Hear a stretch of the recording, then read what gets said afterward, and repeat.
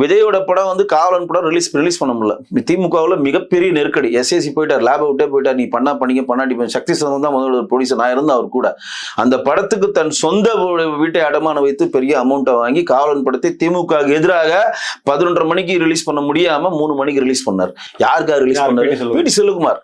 அதனாலதான் உங்களுக்கு முன்னாடி பதிவு சொன்ன, அவர் ஒரு திரைப்பட தயாரிப்பாளர், ஒரு விநியோகஸ்தர், ஒரு நடிகர், ஒரு இயக்குனர். நான் அவர் 9 படத்தில் நான் நடிச்சிருக்கேன். நான் தான் ஓப்பனிங் சீனே வரும், அவரோட அசோசியேட்டா ஒர்க் பண்ணி அவர் அந்த படம் நடிச்சிருக்கேன் அவரோட.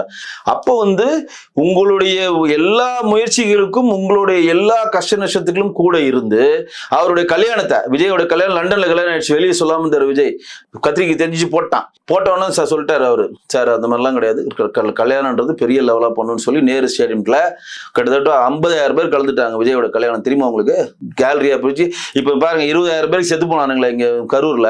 இதே நிர்வாகம் பி.டி. செல்வகுமார் இருக்கப்ப நேரு ஸ்டேஜ்ல 50,000 பேர் ஒரு அசம்பாவியம் இல்ல, கிளீனா வந்தாங்க, எல்லாரும் பார்த்தாங்க, எல்லாம் கல்யாணம் அட்டன் பண்ணாங்க, சந்தோஷப்பட்டாங்க, எல்லாரும் பிரியாணி பொருள் வாங்கிட்டு போனாங்க.